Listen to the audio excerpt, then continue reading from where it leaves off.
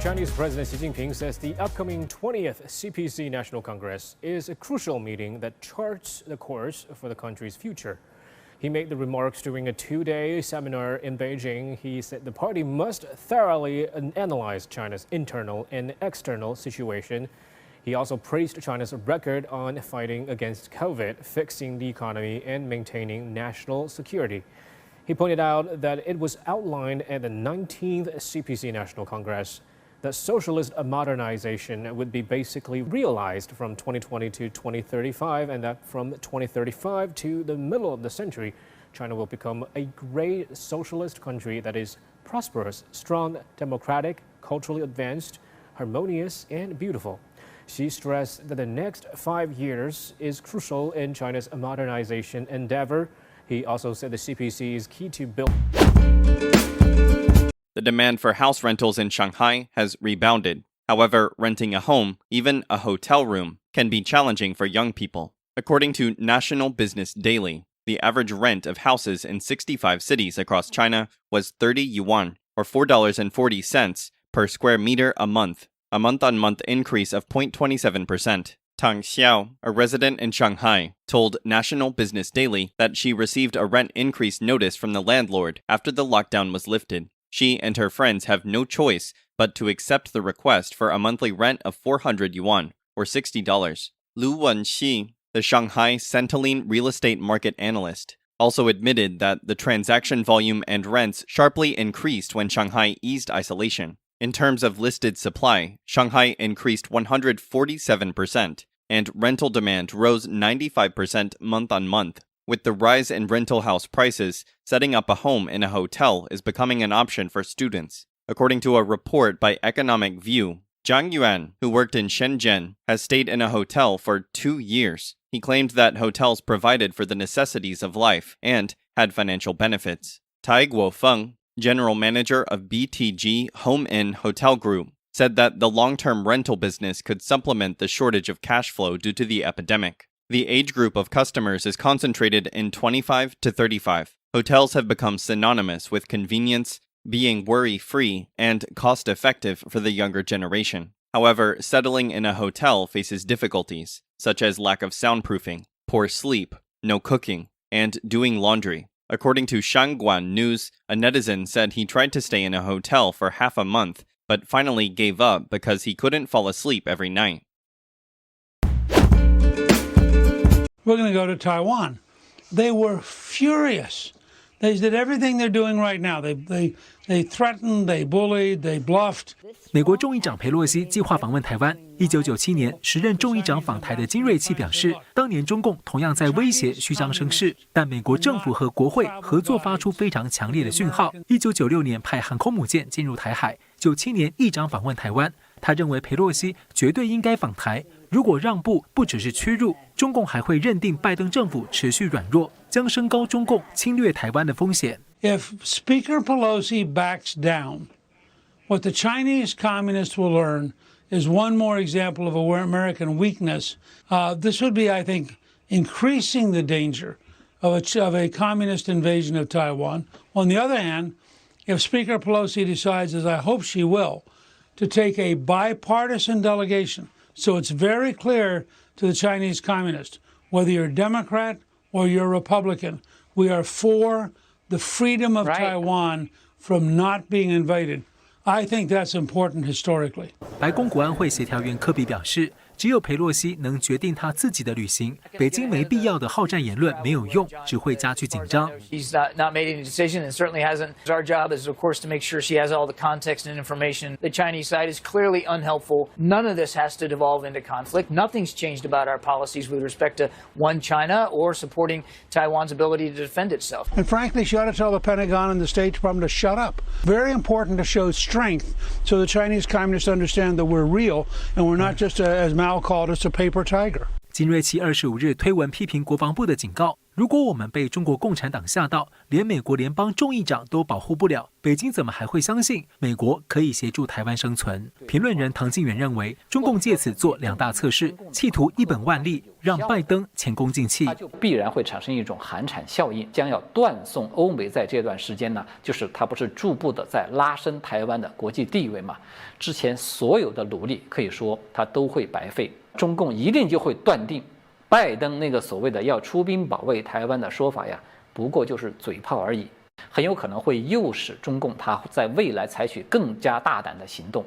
美联社报道，将在澳洲参加印太26国军事首长会议的美军联参会议主席密利表示，现在讨论任何特定行程都嫌太早，如果裴洛西议长或任何人决定出访，并且提出军事协助的请求，我们都将提供必要措施，确保行程安全。我就言尽于此。多位民主党议员表态支持访台。4月份访台的参议院外委会主席、民主党梅南德斯警告，如果让中共可以否决世界上所有想来台湾的人，台湾就会被孤立，也形同美国已经把台湾割让给中方。新唐人亚太电视陈慧模、张东旭报道。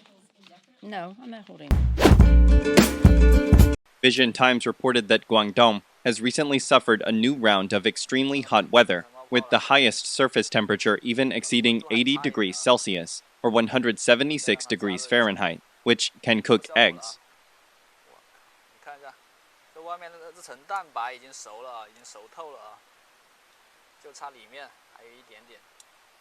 According to world data, Guangdong is one of the warmest regions in China, with an average of 27 degrees Celsius or 80 degrees Fahrenheit, but has few truly tropical and humid months. In 8 months, the average temperatures are over 25 degrees, or 77 degrees Fahrenheit. However, in recent days, 62 of the 86 national meteorological stations in Guangdong province have a daily maximum temperature of over 37 degrees Celsius, or 99 degrees Fahrenheit. 3 stations in Wuhua, Shunde, and Gaoyao reported daily maximum temperatures of around 39 degrees Celsius, or 102 degrees Fahrenheit. This broke the record for the highest temperature in July. Netizens measured that the car's temperature was as high as 82.5 degrees Celsius, or 180.5 degrees Fahrenheit. Hair was scorched. Fried eggs on the spot. Sprinkle some salt and eat. A local netizen uses a thermometer to measure the temperature inside the car. The picture he uploaded showed that the temperature was over 80 degrees Celsius,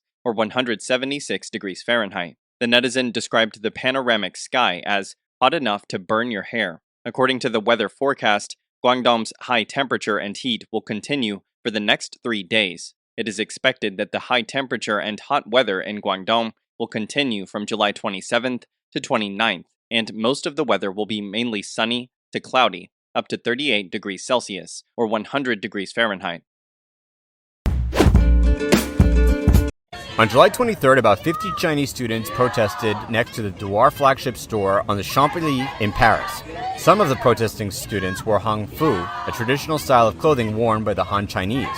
They chanted slogans like Douar, stop cultural appropriation. This is the invasion, appropriation, and plagiarism of our culture, and our culture of thousands of years cannot be taken away like this. The Central News Agency pointed out that more than 10 pro-democracy activists also came to the scene that day. They held mocking slogans such as "skirts are greater than human rights," which attracted the scorn of Douar protesters. The Douar protesters even tried to push the pro-democracy activists to the ground. According to previous screenshots from the official website, the controversial skirt is made of black wool and mohair-blended fabric, and it costs almost $4,300. However, some netizens found that the skirt is practically the same as the horse-face skirt of Chinese Hanfu. For example, there are 4 front and rear skirt doors inside and outside. Some netizens accused Douar of having double standards. They said that Douar promoted the Korean flagship store on its Twitter account. Douar said the concept store is a fusion of French and Korean culture, and the decorations include original works from Korean designers. However, it does not mention anything about the Chinese elements. While those Chinese students were protesting, activists defending human rights in China also held placards to protest. They had slogans such as "Skirts matter, human rights also matter," or "Human rights are indispensable" to protest Beijing's actions in Xinjiang and Tibet. In addition, some protesters called on the Chinese regime to respect the Uyghur and Tibetan cultures. Mir, one of the pro-democracy activists, told the Central News Agency that he didn't have slogans, nor was he violent. He just held up a placard, but the Dewar protesters grabbed him by the neck without saying a word and tried to push him to the ground. He said that during the anniversary of the June 4th incident, these people didn't speak up. They are also silent about Uyghur people and Hong Kong people being oppressed, and now they have gathered for a skirt, and it seems that dresses are more important than human rights. Jiang Bu, the organizer of the Chinese counter-protest, told the Central News Agency that people do not have the right to march in China. These people have the right and freedom to march and protest here in France, but they chose to discuss whether a skirt is plagiarized rather than discussing other more pressing issues like June 4th, Uyghurs, among others. With these people, it seems that skirts are more important than human rights. Although Dewar's plagiarism of traditional Chinese clothing has become a hot topic in Chinese social media, French netizens did not take it seriously. Instead, some netizens joke that the Chinese finally know plagiarism is not good, which is enormous progress. More discerning netizens found that the Chinese comments under Dewar's Twitter account follow the same format. In this regard, they commented that the anger of the Chinese does not seem to come from the heart. Talking with Radio France International, World Uyghur Congress spokesman Di Lixiate said that the French government should pay great attention to what Beijing is doing. They are also using democratic values of France to support and manipulate the so-called Chinese groups and students to achieve the political goals that China needs, all without the need for direct intervention. While eradicating the Uyghur culture and traditional way of life, including national identity, China incites the so-called Chinese associations and international students supported by Beijing to demand respect for Chinese culture. 海军基隆级军舰发射5寸炮，炮声震耳欲聋。国军汉光演习在宜兰外海实兵演练，先后执行反水雷作战、舰队防空作战、海空联合反潜等。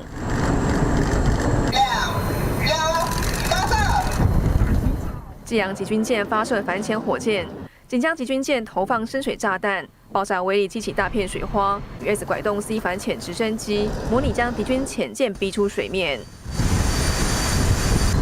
海军军舰发射标准异型飞弹，场面震撼。海巡与海军首次公开联合操演，成功展示国造镇海火箭威力。演习动员各类船只，总共20艘。空军出动3型主力战机参演，发射多种类飞弹，打击目标，验证联合截击作战能力。总统蔡英文登上基隆级军舰试导演习，透过舰上广播发表谈话。全体水面作战部队的弟兄姐妹，刚才各位精实的操演。 展现了中华民国国军保家卫国的能力和决心。我们一起继续努力，守护家园。各教。中共对台武力威吓不断，近期在台湾周边频繁骚扰。国军汉光演习模拟共军可能侵台行动，验证防卫作战能力。新唐电视台北宜兰综合报道。